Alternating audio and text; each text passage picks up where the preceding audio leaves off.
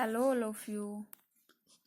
तो हम competent shift निकाल रहे थे, ठीक है, जो हमारा लास्ट था कॉम्पिटेंट शिफ्ट। हमने कहाँ तक कर लिया था? इक्वेशन आई थी हमारे पास 2h² न्यू प्राइम, ये नेगेटिव साइन के साथ था, cos phi -1 equal to 2m0 c² h nu minus nu prime. ठीक है, एक बार देख लेते हैं ये इक्वेशन, ठीक है। 2h² nu prime cos phi -1 nu minus nu prime, ठीक है, ये इक्वेशन थी।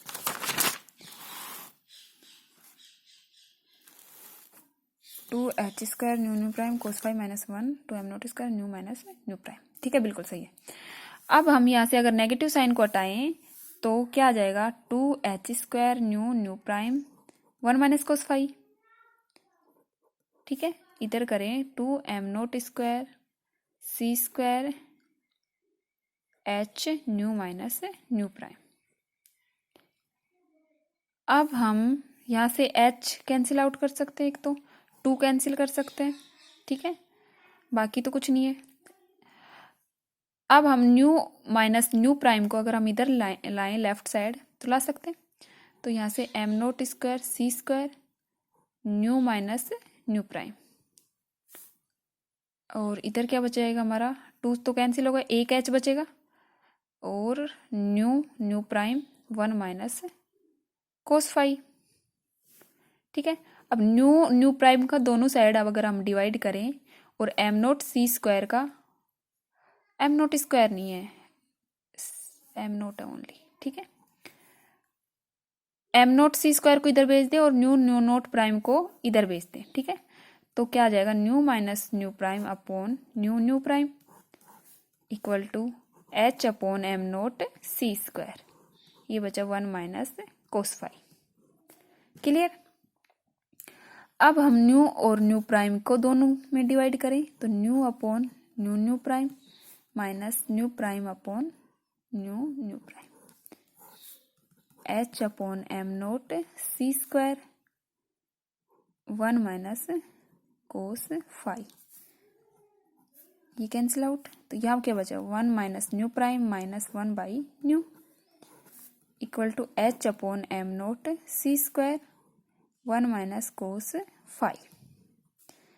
यहाँ से अगर हम c को दोनों तरफ c से मल्टीप्लाई करें तो क्या हो जाएगा? c upon nu prime minus c upon nu, यहाँ क्या हो जाएगा? एक c से cancel, h0 upon m0 c 1 minus cos phi, ठीक है। c अपॉन न्यू प्राइम क्या होता है? Lambda equal to c upon nu prime होता है, ठीक है। तो यहाँ से करें तो हमारे पास क्या आ जाएगा? Lambda prime minus lambda equal to h upon m0 c 1 minus cos phi. जो हमारा ये है, ये ही कॉम्पिटेंट शिफ्ट कहलाता है। This equation shows competent shift. Competent विस्थापन को व्यक्त करती है इक्वेशन 7।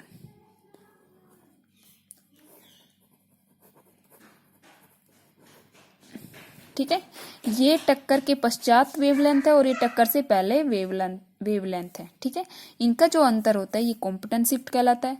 ये h/m0 c 1 minus cos phi, phi ध्यान है जो वेव स्कैटर्ड हो रही थी उसके लिए एंगल था। ओके, इतना क्लियर है? अगर हम अब इस चीज को तुम याद रखना, ठीक है। निकाला कैसे है ये तुमको पता ही है, कैसे सीरियल वाइज हम चलते आ रहे थे और हमारा कॉम्पिटेंट शिफ्ट कब आ गया पता ही नहीं चला। ओके, तो किस किस पर डिपेंड कर रही है? अगर हम कॉम्पिटेंट शिफ्ट को देखें तो किस किस पर डिपेंड कर रहा है? एक तो फाई स्कैटर्ड जो एंगल होता है उस पर डिपेंड कर रहा है, ठीक है। मेन तो फाई पे डिपेंड कर रहा है कितने एंगल से स्कैटर्ड होता है। अब हम इस इक्वेशन से मैक्सिमम जो कॉम्पिटेंट शिफ्ट देखें कि मैक्सिमम कॉम्पिटेंट शिफ्ट क्या होगा, कितना होगा। अगर ये चीज हम देखें तो मैक्सिमम हमें कब मिलेगा? फाई कितना होगा जो मैक्सिमम मिलेगा? फाई इक्वल टू अगर पाई रखें हम तो उस टाइम हम देखते हैं कॉम्पिटेंट शिफ्ट, इसको डेल्टा लैम्बडा शिफ्ट डिनोट करते हैं, ध्यान रखना, ठीक है।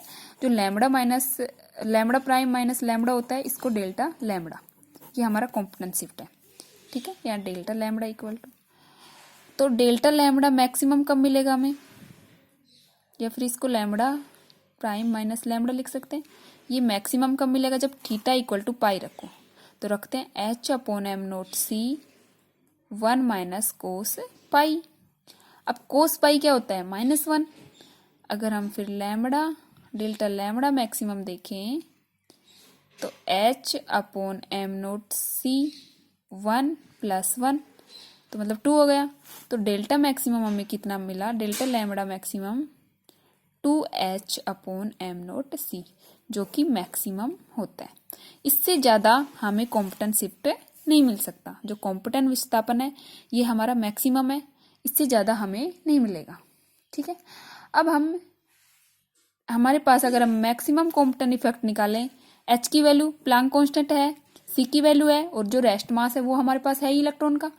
तो इलेक्ट्रॉन के लिए अगर हम डेल्टा लैम्बडा अगर हम मैक्सिमम हम डिसाइड करें तो उसके लिए हम निकाल सकते हैं, एच की वैल्यू पुट करेंगे, सी की वैल्यू, एम नोट की वैल्यू, फिर देखते हैं हमारे पास डेल्टा मैक्सिमम कितना आता है, ठीक है। तो इसको कल हम कंटिन्यू करते हैं। जो हमारा मेन निकालने का मकसद था कॉम्पिटेंट शिफ्ट, वो निकल गया।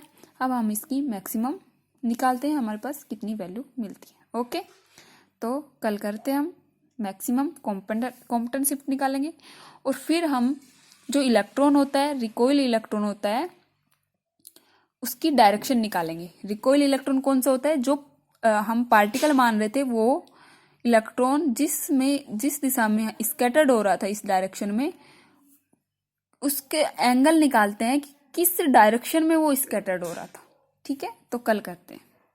Okay, bye bye.